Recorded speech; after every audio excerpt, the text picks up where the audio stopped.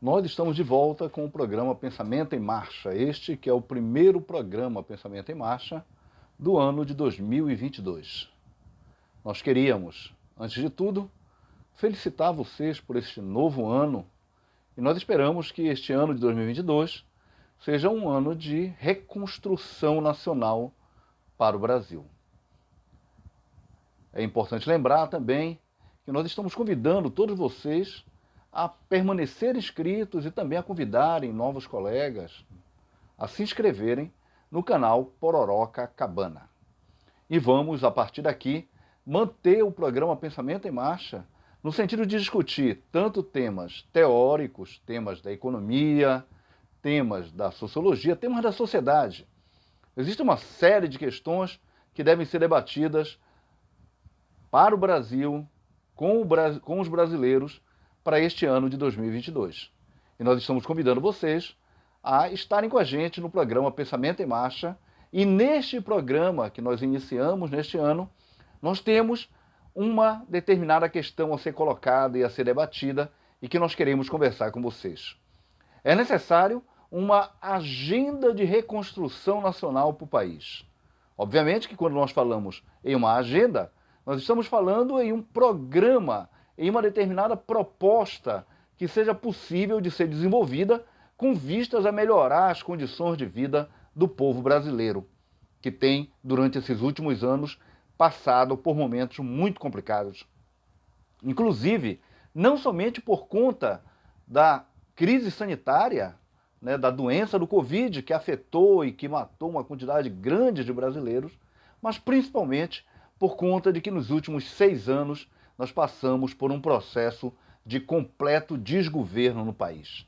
Um desgoverno que levou a uma série de problemas retornarem, tais como a fome, tais como elevadas taxas de desocupação e principalmente um ponto muito importante, o retorno, inclusive, também da carestia de vida. Portanto, neste programa Pensamento em Marcha, nós vamos estar conversando com vocês sobre uma agenda de reconstrução nacional. Eu sou o professor José Raimundo Trindade, nós estamos no canal Pororoca Cabana, aqui no programa Pensamento em Marcha.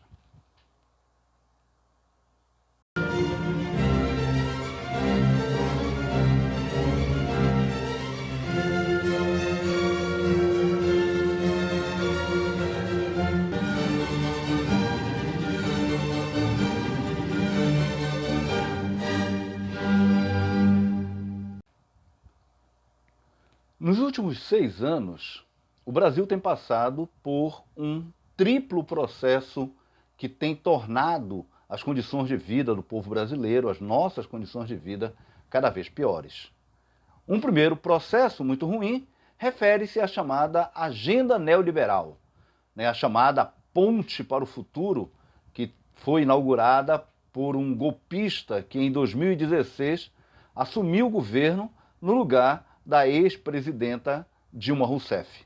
Naquela altura, esse senhor chamado Michel Temer, juntamente com todo um conjunto de pessoas ligadas a ele, principalmente empresários, principalmente banqueiros, mas também boa parte da chamada mídia corporativa brasileira, inclusive também os militares, um conjunto de generais que se associaram a esse senhor, proclamavam que a partir de uma agenda de restrição de direitos sociais, de retirada de direitos, tais como direitos trabalhistas, tais como direito previdenciário, o Brasil passaria ou voltaria a crescer.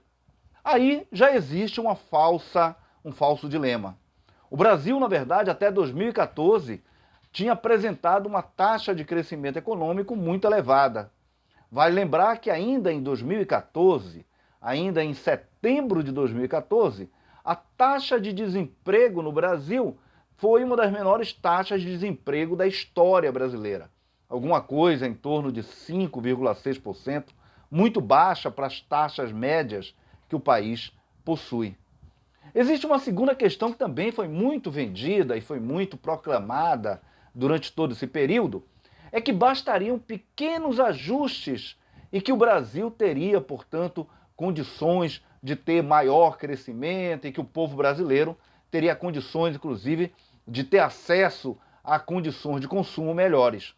Naquela altura, inclusive, quando o preço do litro da gasolina estava em aproximadamente R$ 2,50, eles vendiam a ideia de que era possível, a partir daquele conjunto de medidas, tu teres redução do preço da gasolina, e para isso eles defendiam, e defendem ainda hoje, que tu deverias privatizar a empresa chamada Petrobras.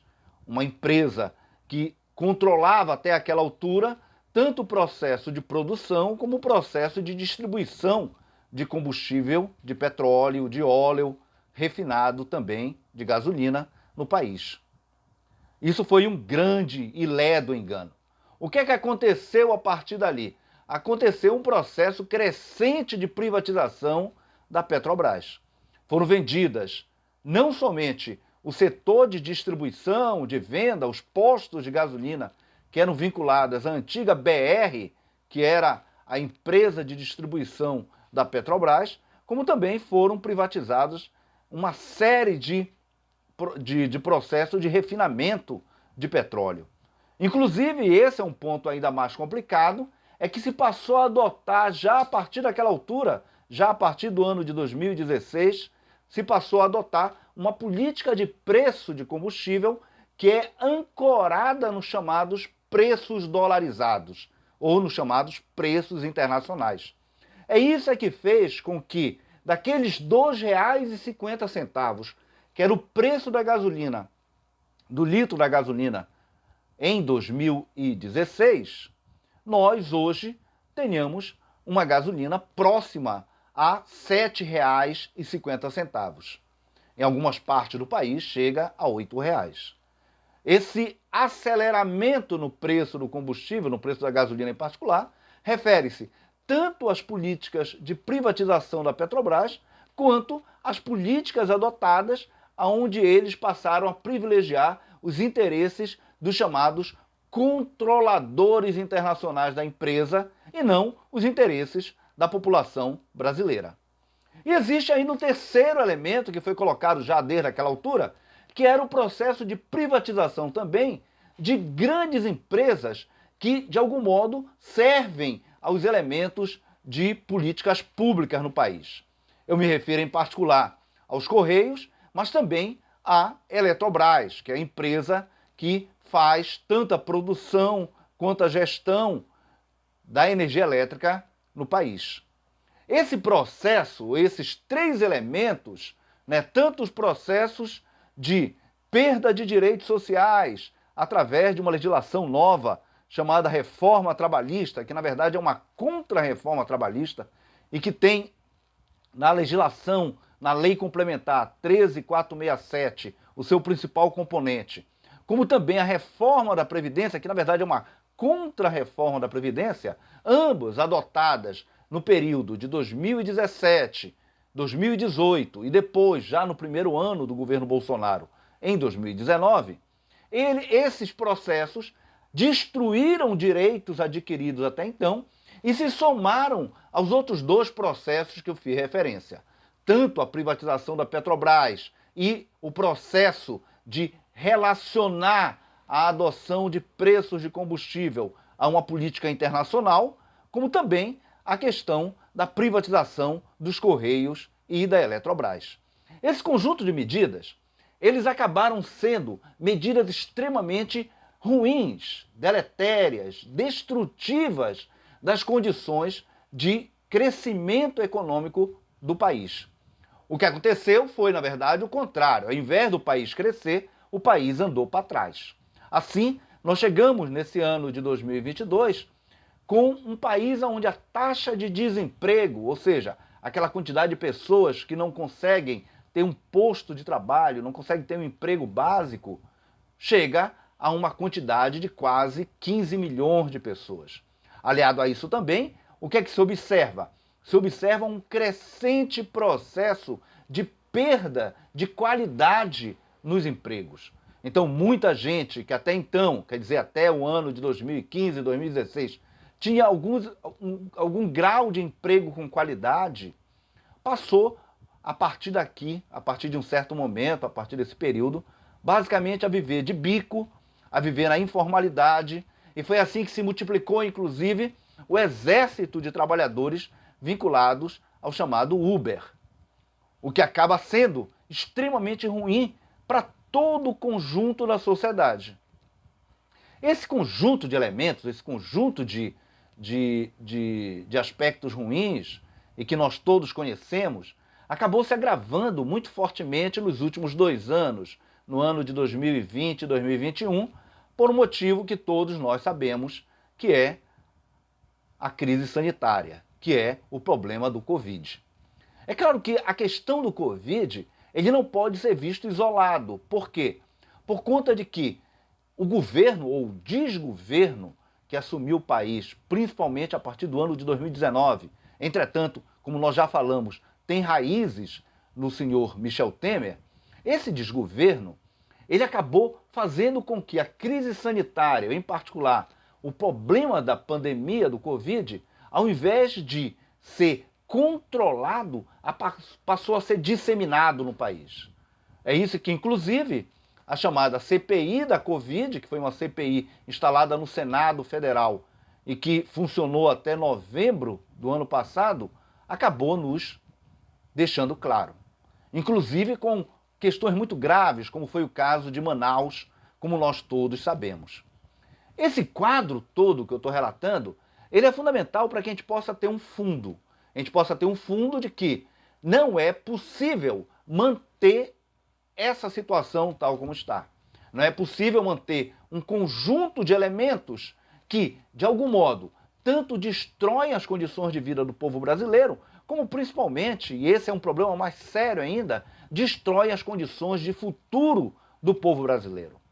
As condições de futuro, elas se relacionam tanto aos elementos vinculados a direitos que nós devemos ter e devemos manter, como também se vinculam a uma coisa chamada soberania nacional.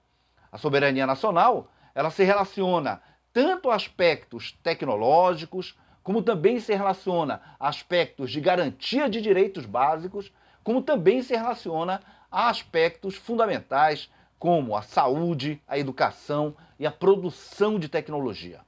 No próximo bloco do nosso programa Pensamento em Marcha, nós queremos conversar com vocês sobre uma agenda de reconstrução nacional. Obviamente, uma agenda de reconstrução nacional, ela está relacionada a uma proposição, a uma proposta de governo, uma proposta de política, que nada tem a ver com isso que aí está. Nós temos que superar isso que aí está e, obviamente, construir uma agenda que possa, de algum modo, fazer com que o povo brasileiro retorne a colocar sua cabeça para o alto e possamos, de fato, partir para um carnaval em que o carnaval não seja mais para fazer lamentações, e sim para poder torcer por um futuro melhor. Nos aguarde e fique com a gente para o próximo bloco do programa Pensamento em Marcha, nesse nosso retorno de 2022. Este é o programa Pensamento em Marcha e nós estamos conversando com vocês tanto sobre o presente, mas também o que é fundamental é nós discutirmos o futuro. Para discutir o futuro, é necessário que nós possamos debater uma agenda de reconstrução nacional.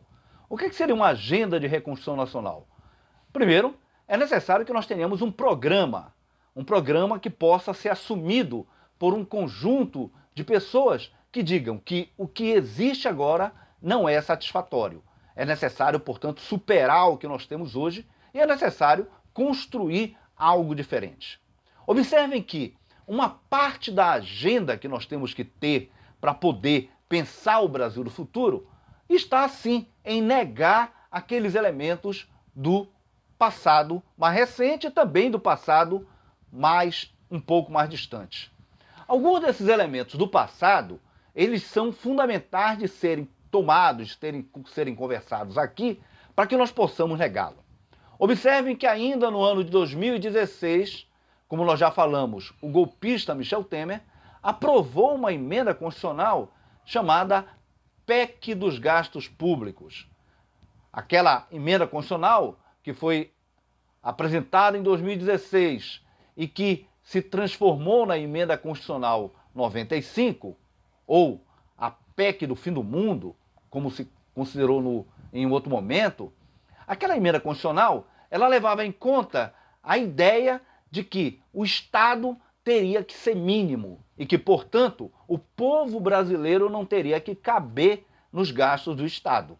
Entretanto, curiosamente, essa mesma emenda constitucional 95 que eles aprovaram também dizia que o pagamento da dívida pública ou os gastos financeiros do Estado, e que basicamente são aqueles pagamentos destinados a um grupo muito seleto de pessoas, aos 0,01% de pessoas que controlam os gastos, a dívida pública brasileira, ou os gastos financeiros do Estado, essa dívida pública ela não deveria ser mexida.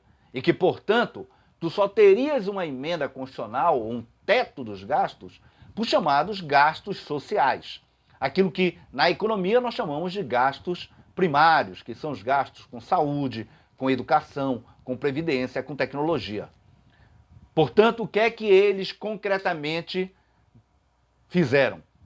Para os gastos que o povo brasileiro vai se utilizar, com saúde, com educação, com tecnologia, com previdência, isso tu congelas até o ano de 2036. Entretanto, aqueles gastos que se destinam a pagar juros e amortização de dívidas contraídas pelo Estado, e que muitas delas são inclusive suspeitas, uma coisa que nós chamamos de papagaios, né? Ou seja, são coisas que foram contraídas, mas nós não temos muita certeza em relação se de fato aquelas dívidas foram contraídas para fazer investimento público, que seria o destino concreto da dívida. Pode ser que parte considerável dessa dívida tenha sido contraída simplesmente por conta de interesses financeiros, interesses privados, e que, portanto, seria necessária uma auditoria dessa dívida. Entretanto, lá nessa emenda constitucional 95, a dívida não é congelada. A dívida permanece. E ela continua crescendo. Continua crescendo. No último ano, no último período da ex-presidenta Dilma, essa dívida, ou a relação entre a dívida e o produto interno bruto brasileiro, chamada dívida bruta, era alguma coisa em torno de 56%. Hoje, ela já atinge quase 90% e continua crescendo. Qual é o grande problema, portanto, colocado? É que essa emenda constitucional 95, ela é alguma coisa nonsense, ou seja, alguma coisa que não interessa ao povo brasileiro. É alguma coisa que se vincula somente a interesses muito limitados, a interesse daqueles que controlam o país a partir de fora. É necessário, portanto, que essa emenda constitucional ela seja revogada. E é necessário que, novamente, a saúde, a educação, a previdência, a ciência e a tecnologia retornem ao orçamento público do país. Portanto, uma das primeiras medidas necessárias a pensar uma agenda de futuro para o Brasil é justamente negar aquela coisa absurda que foi feita em 2016, que foi a emenda constitucional 95 e que, infelizmente, muitos desses deputados federais que nós temos, que são pessoas que pouco têm capacidade de percepção e estão muito distantes dos interesses do próprio povo e que, infelizmente, acabam sendo eleitos ou comprando voto ou fazendo algum tipo de relação muito ruim, esse tipo de gente acabou votando e aprovando a emenda constitucional 95. É necessário, portanto, que essa emenda constitucional seja imediatamente revogada. Consideramos sim a necessidade de controle sobre os gastos públicos, sobre os recursos públicos. Alguma coisa que tem que ser controlada por toda a sociedade. Diga-se de passagem que um conjunto de medidas que levam em conta a transparência dos gastos públicos é alguma coisa que deve sim continuar e deve sim ser aprimorada no país. O que tem que acabar é justamente medidas que buscam retirar do orçamento público os gastos com saúde, educação, previdência, ciência e tecnologia para simplesmente transformar o orçamento do Estado em um orçamento direcionado somente aos setores financeiros da sociedade, aos banqueiros. Não é por nada que esse senhor que é o atual ministro da Economia, o senhor Paulo Guedes, ele se sente tão confortável. Por quê? Por conta de que o banco que ele dirige, que ele controla, está muito bem. Está muito bem. É necessário, portanto, que no primeiro momento de uma agenda de reconstrução nacional, nós possamos revogar essa medida. E, obviamente, é necessário uma ampla bancada de deputados e de senadores comprometidos com os interesses de reconstrução nacional. Nós falamos há pouco em relação aos aspectos dos direitos que estão sendo negados ao povo brasileiro. Nós falamos da chamada Lei Complementar 13467, a chamada reforma trabalhista, que, como nós falamos há pouco, não tem nada de reforma trabalhista. Tem, na verdade, todo de algo que retirou direitos básicos do povo brasileiro. Inclusive, com um discurso falso de que haveria, a partir da adoção dela, a possibilidade de haver geração de mais empregos. Não foi o que aconteceu. Desde a reforma trabalhista, ou desde a Lei Complementar 13467, o que é que aconteceu? Basicamente, nós tivemos 3 processos muito ruins. Primeiro, nós tivemos um declínio das condições de qualidade de trabalho, de emprego, da maior parte do povo brasileiro. Os empregos que foram gerados foram, boa parte deles, temporários ou intermitentes, ou o que é pior, um conjunto de empregos que não conseguem dar conta das condições básicas de vida da maior parte dos trabalhadores e trabalhadoras brasileiras. Um segundo problema que acabou acontecendo é que eles falavam que ia ser gerado uma quantidade maior de empregos. Não foi isso que aconteceu. A desocupação ela cresceu e nós atingimos nesse ano de 2022 uma taxa de desocupação muito elevada, como nós já colocamos há pouco. Uma terceira questão fundamental: as condições, sob o ponto de vista de se pensar o futuro para a maior parte da juventude brasileira, se tornou pior após a aprovação dessa chamada reforma trabalhista. Então, novamente, para uma agenda de reconstrução nacional, curiosamente, nós temos que pensar a negação disso que ocorreu nesses últimos anos. É necessário, portanto, nós não somente fazemos uma revogação dessa legislação que foi aprovada ainda no ano de 2017 e que depois virou, de fato, cláusula dura a partir do governo Bolsonaro. É necessário nós pensarmos um conjunto de novas medidas e de direitos sociais que possam recolocar os trabalhadores brasileiros dentro de uma agenda de reconstrução nacional. Inclusive, sob o ponto de vista institucional também. O Ministério do Trabalho, que foi encerrado pelo governo Bolsonaro, essa foi uma das primeiras medidas do governo Bolsonaro, esse Ministério do Trabalho tem que ser recriado. E é necessário que ele seja recriado a partir de um conjunto de elementos institucionais que possam, de fato, fazer com que o direito ao trabalho, o direito ao emprego, o direito à renda estejam no centro de uma agenda nacional. Obviamente que isso também se relaciona aos aspectos previdenciários. As medidas que foram tomadas em torno da chamada Emenda Constitucional 106, e eles constitucionalizaram isso, o que é mais grave, acabou levando aqui uma série de direitos previdenciários, ou seja, o direito da possibilidade da aposentadoria dos trabalhadores brasileiros fosse negada. Tal como hoje está a legislação, boa parte da população brasileira, quase que 90% da população brasileira, não vai ter acesso à aposentadoria, mesmo que trabalhe sob condições tais como eles estão impondo. É necessário, portanto, também que essa legislação seja revista, e ela seja revista conforme os interesses da população brasileira, e não conforme os interesses dos empresários. Portanto, uma agenda de reconstrução nacional, ela vai ter que, logo de cara, partir de 3 processos que são processos de desfazer o mal feito há pouco tempo. Tanto a Emenda Constitucional 95, referente ao teto de gastos, como a chamada reforma trabalhista e reforma previdenciária, elas vão ter que ser revogadas. Para isso é necessário uma ampla pressão da sociedade.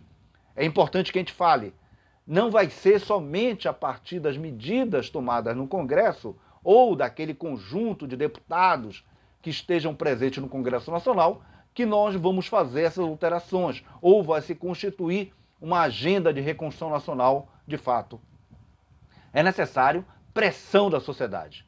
Mas observem só, essa agenda ela tem que estar assumida também a partir de dois elementos que são chaves. Como é que nós vamos financiar uma ampla política de investimentos nacionais? É necessário que, para que haja o financiamento dessa ampla política de investimentos nacionais, onde o Estado brasileiro, tanto através do governo federal, mas também dos governos chamados subnacionais estejam presentes, é necessário sim que nós possamos fazer uma reforma tributária. Essa reforma tributária, ela não pode ser mais do tipo como eles venderam até então. Uma reforma que basicamente atinge o povo brasileiro e inocenta, e o que é pior, faz com que os banqueiros e os empresários ganhem cada vez mais. É necessário pelo menos duas medidas chaves. Uma primeira medida refere-se a nós regulamentarmos o imposto sobre grande fortuna. Existe uma parcela muito pequena do povo brasileiro, alguma coisa como 0,01% do povo brasileiro, algumas famílias somente, alguma coisa como 600 famílias, que apresentam no Brasil uma renda, uma riqueza que nós chamamos de super riqueza. É necessário taxar a super riqueza dessas famílias. É interessante observar que a taxação, com uma taxa muito baixa, de 0,1% sobre a riqueza dessas famílias, seria suficiente para nós termos um volume de recursos capaz de financiar uma ampla política social como o Bolsa Família, mas para além do Bolsa Família, políticas sociais vinculadas também a uma ampla política de investimento nacional. Aliado a isso, é necessário também que nós possamos pensar medidas que tornem o imposto de renda progressivo no país. Observem uma coisa muito interessante. O Brasil é um dos países no mundo que menos cobra imposto de renda daqueles que faturam muito e, o que é pior, não cobra imposto de renda de empresas. Existe ainda um fator ainda pior. O imposto de renda no Brasil ele é basicamente regressivo. O que é isso? Aqueles que ganham menos acabam pagando mais imposto de renda do que aqueles que ganham mais. É, portanto, necessário alterar isso. Como é que nós alteramos isso? Mediante uma reforma que possibilite fazer com que o imposto de renda se torne progressivo. Ou seja, conforme crescer a renda, aumenta a contribuição daqueles de maiores renda conforme uma determinada banda de imposto. E existe, por último, um último fator, um último elemento fundamental que nós temos que considerar, que é a dívida pública. Por mais que nós consideremos a dívida pública como uma relação normal sob o ponto de vista dos aspectos de obtenção de recursos por parte do Estado brasileiro ou de qualquer Estado a nível mundial, portanto a dívida pública é um componente fundamental do financiamento do Estado, entretanto é necessário sim que nós possamos fazer uma auditoria da dívida pública. Uma auditoria onde nós possamos de algum modo detectar aonde é que estão os chamados papagaios, ou seja, aquele conjunto de valores que acabaram de algum modo beneficiando alguns setores em detrimento do povo brasileiro. Aliado também a uma alteração da forma como se dá o chamado sistema de recompra de títulos no país. Hoje, no Brasil, o setor financeiro ele praticamente está totalmente assegurado. Por quê? Por conta de que o sistema de recompra de títulos da dívida pública no Brasil acaba assegurando todos os ganhos possíveis para os controladores dessa dívida. É necessário uma ampla revisão desse sistema de recompra. E isso está dentro de uma agenda de reconstrução nacional. Por fim, a agenda de reconstrução nacional que nós temos que pensar tem que levar em conta os aspectos de ciência e tecnologia. É necessário, sim, que instituições como o CNPq, como o FINEP, como as universidades, possam ser fortalecidas para que a gente possa ter uma ampla reconstituição do chamado sistema de inovação tecnológica no país, para que nós possamos pensar o futuro do país. Este foi o programa Pensamento em Marcha e nós estivemos com vocês aqui discutindo um pouco de uma agenda de reconstrução nacional para o Brasil. Esteja com a gente no canal Pororoca Cabana e a partir daqui, toda semana, nós teremos novamente o programa Pensamento em Marcha. Obrigado.